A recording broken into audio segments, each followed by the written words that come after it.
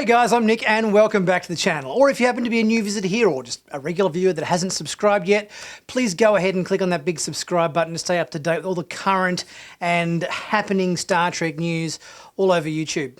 So today we're talking about the next episode of Discovery, which is airing this week, entitled Choose to Live. Obviously it's a Coat Malat related episode, and CBS has just released a whole bunch of new promo photos to showcase this episode airing on Thursday. So we're going to take a look through all of these photographs and see what we can learn about this latest episode of Star Trek Discovery. So for starters, we've got a shot of Burnham and Admiral Vance and President Torina and President Rillick, all in sort of a conference room on the Federation starbase there. I'm guessing this scene is involving the briefing for the mission, which involves the rogue Coat Malat warrior nun who's kind of gone crazy, I guess, and is rampaging her way across the galaxy. It's the job of the Discovery to bring her in. It seems a bit of a job more suited to some form of law enforcement. I think Discovery normally gets all the high-profile jobs that need to be immediately addressed because of their spore drive and ability to jump wherever they need to be in a heartbeat. But just some ninja nun going a bit crazy, you reckon that could have been dealt with by some starship that can just travel at warp. It doesn't sort of seem like the kind of massive event that normally Discovery gets pulled into service about. Admiral Vance looks a bit shocked in this photo, a bit shell-shocked. In our next photo, obviously a reverse angle of this scene, we've got them all looking at something which I'm guessing is some form of briefing. So there's probably some sort of communications or some video that they're probably watching where this nun's going mental and killing people with her ninja sword and doing all crazy stuff. And they're reviewing the footage before they work out what they have to do with her, I'm guessing. In the next photo, we've got Burnham looking somewhat worried. I'm liking these new uniforms for this season. I definitely think they're an improvement on the previous uniforms. It's good to see a bit of colour into our uniforms and not just everything being blue. Never liked the gold, silver, bronze division colours, which you could barely see in the previous uniforms, so these are a big improvement. Admiral Vance's uniform doesn't look that different to the previous season. He's still got the whole grey thing going on. We've got obviously a little bit of red there on the collar, bit of red striping on the breast of his uniform there, but he's still going with the same kind of look that he had last season for his uniform, and he's got a very serious look on his face. So obviously this nun must be perturbing him somewhat. President Rillick, she's an interesting character. Obviously, we've seen her a couple of times this season. I wonder if we're going to get a bit more about her history. We obviously found out last week, in terms of her history, she used to do cargo runs with her father. Don't know whether her father was Cardassian or Bajoran. We don't sort of know that. We know that Rillick is a third Cardassian, a third Bajoran, and a third human. Hopefully we get a bit more backstory about this character, because she's an interesting one. Burnham here, again, a lot of these staring out the window shots. Burnham wistfully staring out the window, looking very thoughtful about something. And it looks like in the background we've got a group of 3 of the Coat Malat warrior nuns there.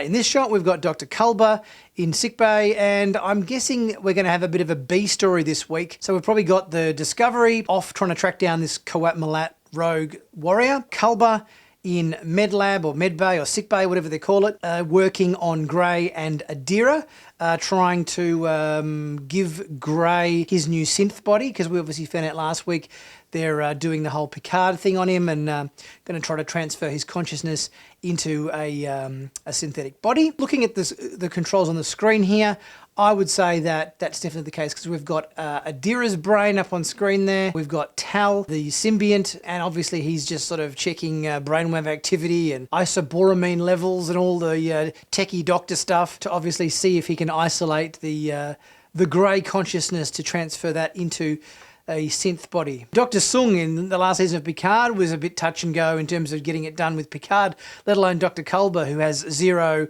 cyberneticist experience. So hopefully he does a bit of thorough reading up on the works of Dr. Sung and Dr. Girardi and umpteen other, obviously, cyberneticists and everything. See if we can get the whole process working. Here's a cool shot of on Vulcan. We've got these anti-gravity temples that appears they're travelling to on Vulcan, or I should say Navarre now. as it's the unified homeworld for the Romulans and the Vulcans. We've got some other Vulcans or Romulans sitting in these little meditation chairs, and we've got the big rock in the middle. I like the stylings for this. I think there's some cool throwback to some of that original Vulcan temple that we saw on original series, and I think also Enterprise a little bit as well. And it looks like we've got Stamets doing some sort of presentation to the group. We had in last week's episode where President Tarina offered up the help of the Vulcan Science Council. So maybe that's what they're doing here. We've got Stamets.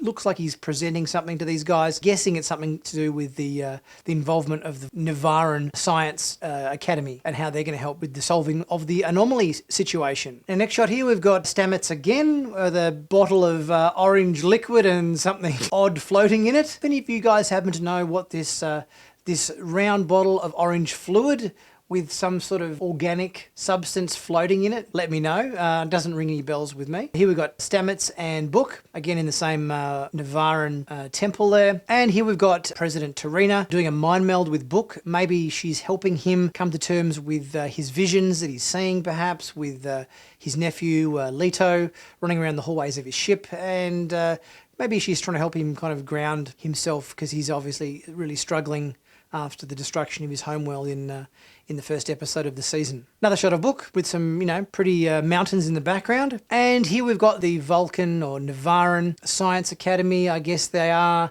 all looking at various different control screens, control panels. Maybe they've deciphered some of the information that Book and Stamets got on board his ship when they entered the anomaly, and they're unlocking a bit of it. They're deciphering some of it. See if they can work out what's going on with this anomaly and why it changes course all of a sudden. And another shot of this anti-gravity council chamber or meditation space or whatever that they're visiting on Navarre. I like the look of this. It's sort of similar ballpark to what we saw in original series and Enterprise, but with a new updated futuristic spin on it with the whole anti-gravity hovering thing going on. And another shot of President Tarina. Looks like Tarina's going to have a bigger part in this episode. Got a lot to do and a lot of information to decipher from the data that they got from Book's ship about the anomaly. And I wonder whether Tarina's going to have a little bit of a reuniting with Saru, because I sort of sensed in the last season that there was maybe a little bit of a spark there, some sort of a little bit of a connection between Saru and Tarina.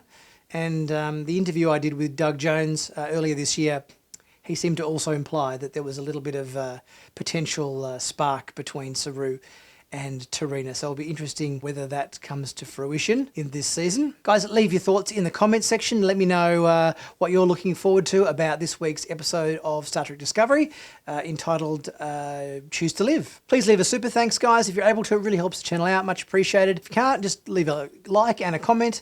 Always helps. Check out my merch in the merch page, where there's always some cool Star Trek t-shirts like this one available. Actually, I've got the update for this one, which has got the new version of Discovery on it, and also Prodigy added to the lineup as well. And there's also a discount in the merch store at the moment this week, 15% off everything, I believe, for another day or two. Be sure to take advantage of that sale, 15% off for another day or two, and pick yourself up a cool Star Trek shirt or hoodie or something to help support the channel, and just in time for Christmas. I'll see you guys on Thursday for my review on episode 3, Choose to Live. Catch you soon.